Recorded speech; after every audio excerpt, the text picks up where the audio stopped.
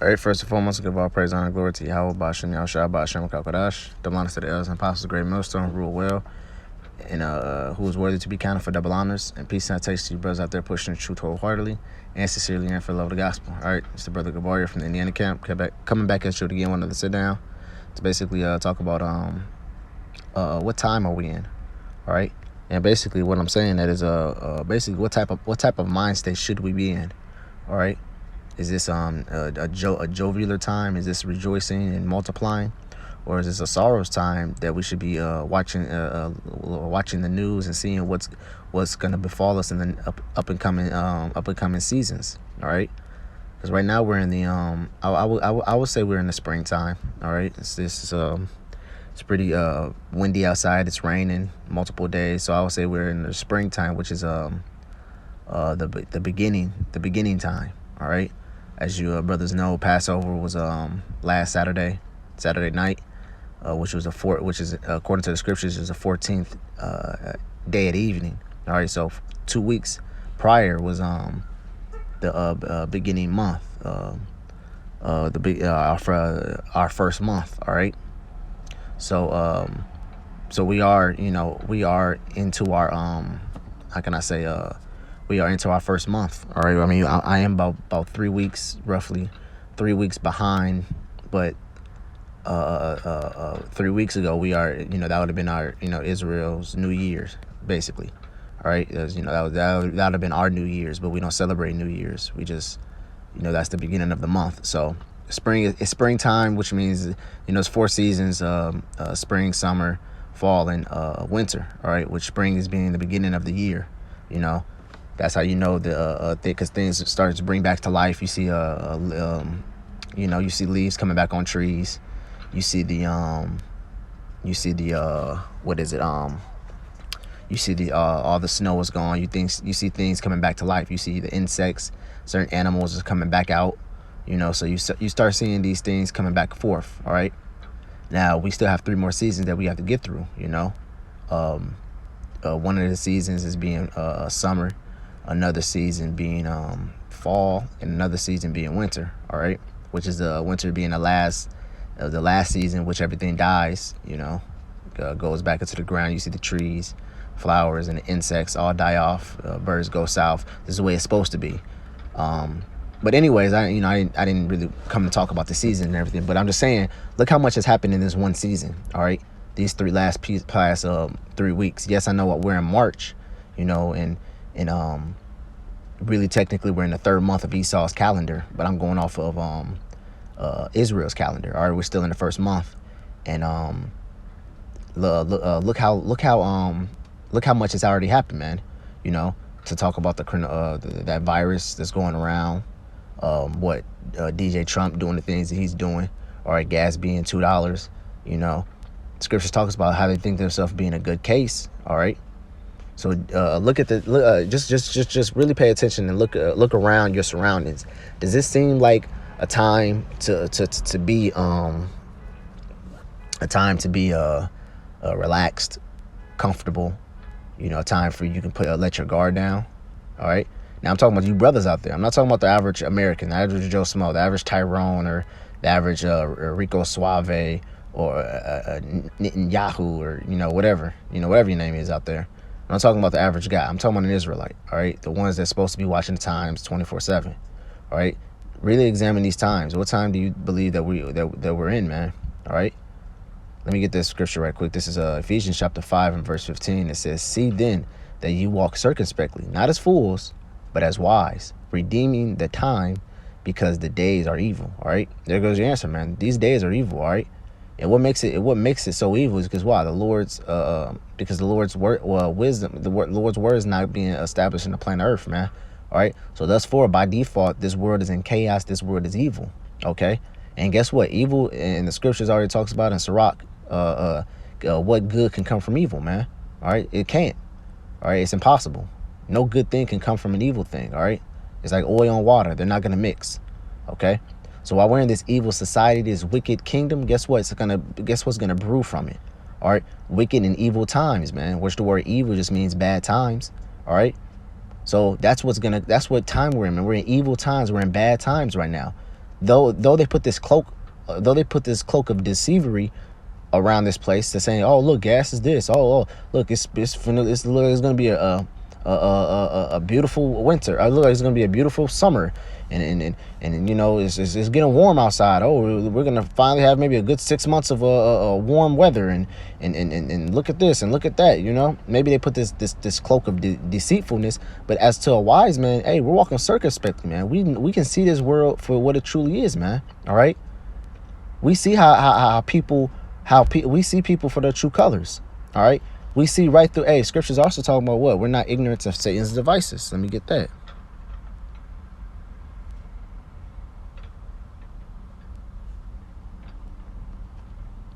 This is 2 Corinthians chapter 2, verse 11. It says, "Lest Satan should have an advantage of us, for we are not ignorant of his devices." All right. See, so we know the devices, the trickery, the how can I say the methods of Esau, man.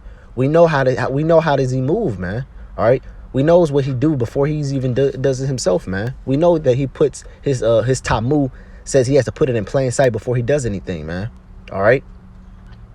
That he's putting it in these various TV shows, the various news before he does anything. We understand that, guess what? He watches us more than anybody else on this planet Earth, man, to see how does we move. But guess what? The Lord is watching him. Thus for we're watching him, man, because the Lord gives us intel on him. All right. Thus for what, man? We are not ignorant to Satan's devices, man. We know how Esau runs, man. All right. We know how he works. Okay. So when we see something, man, we're not shocked at it, man. We're not surprised. We're not dismayed at it, man. We expect that things, man. Because guess what, man? There's also prophecy, man. Like Pop says in Chicago, man, hey, we have the blueprints. The game is rigged, man. And we know who's going to win at the end. All right? Esau himself thinks that he's going to be able to fight against the Lord, man. So guess what? He has in his mind, he has doubt. He's thinking he's going to come in an advantage, man. But guess what? Really, it's the Lord who's going to come in an advantage. It's the Lord that's going to win. Israel's going to finally stand, man. All right? Let me get that right quick, Slocky.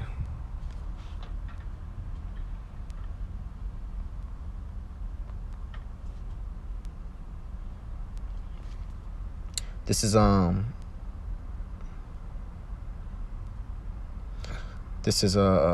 Revelation chapter 12 and verse 7. It says, "And there was a war in heaven. Michael and his angels fought against the dragon, and the dragon fought with his angels and prevailed not. Neither was their place found any more in heaven. And the great dragon was casted out, that old serpent, which is called the devil, and Satan was deceived the whole world. He was casted out from the earth, and his angels was casted out with him. And I heard a loud voice saying in heaven, Now is salvation come, and strength in the kingdom of the God, and the power of Hamashiach. For the accuser of our brethren is casted down, and accused them before our God day and night. It says, and they overcame him by the blood of the Lamb and by the word of their testimony, and they loved not their lives unto death." All right. It says, "Therefore rejoice, ye heavens, and ye that dwell therein.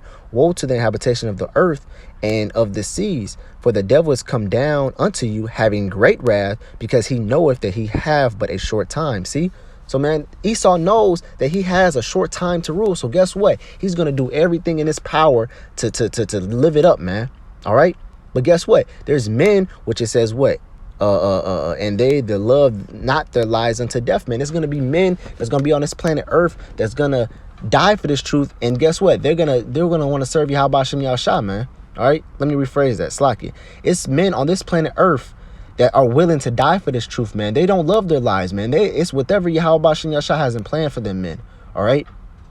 They don't give two shits about their lives. If they got to die, so be it.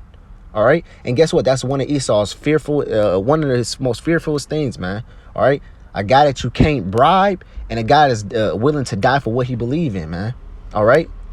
He's afraid of that. He's scared of that, because guess what? There's nothing you can do to change that man's mind, man. And Esau always wants to be able to either bribe his way or to negotiate his way out of something. But guess what? You can't negotiate a man of the Lord's mind. He's already set in stone. His mind is already sealed, man, that you must be put down. All right. Not just for me, but for my whole entire nation. All right. In order for my nation, in order for my people to come rise up, I don't care about what you, I care about what you have to offer, man. I'm willing to die so my nation, so my king, so my princes, so my sisters, so my brothers, because they can be rised up, man. All right. And your people be put down to the earth where you belong, man. All right. I am willing to die for that. All right. And once you have somebody's how can I say, mindset and sealed on that, and where nobody can deter it, then guess what, man? You have no power over that person. And that's what Esau fears, man. Where he does not have power over somebody. Where he doesn't, it's not his way. Esau, that's one of Esau's greatest fears. A man waking up to who he truly is, and him rising up in power. Okay? And this is also goes right into the scripture. Hey, it says what? Now I'm gonna read the last part. It says, for the devil come down unto you, having great wrath, because he know he has a short time, man. All right. So that great wrath is we're living in now, man. We're living that great wrath right now. Esau is gonna roll down on us harder and harder as these days progress, man. Until a point where, guess what? The Lord's gonna have to come back, man. He has no choice but to come back. Yahweh has no choice. I'm not gonna say no choice, Slakia. Yahweh is gonna I don't want to say force neither. Yahweh is going to send his son, because scripture says the Lord is going to come back unless there's no flesh be saved, man. All right. So the Lord is going to send Yahweh Shah to come back and redeem his people. Okay. That's basically all I had. Yeah, so just knowing what time we are in, man, knowing that this devil's coming down with great wrath, knowing that he has nothing but a short time, knowing that there's finna be a whole out war on this planet Earth, knowing it's not good times, it's not time to multiply, it's not time to get married and have children and live your big house with a picket fence and a dog, man. It's not that time right now, man. Right now it's time to gird up our loins, walk carefully and circumspectly, not as fools but as wise men, and be prepared for the times that's coming, man. Getting our minds right, man. All right, that's what time is to be. All right. And yes, I'm not saying, oh, well, you're what you're saying is basically we shouldn't have lives. No, you're gonna have lives, you know. If you have a wife, then hey, so be it. If you have children, hey, so be it, man. Tend to your needs. But guess what? Don't forget, don't let this truth, how can I say, diminish from your mind for a second, you know? Because guess what? It's Yahweh Shah overall, man. Over everything. Even your own life. Okay? And brothers is we really gonna see what does that mean in these trying times. All right, we're really gonna know what that means. Yahweh Shah over everything, even our own lives. We're really gonna see the Lord is really gonna put that to the test. The more days we get into this thing, man. All right. So let's all gird up our loins, get our minds straight, and be prepared for what the times that's coming to this planet Earth. All right. With that, I want to say shalom.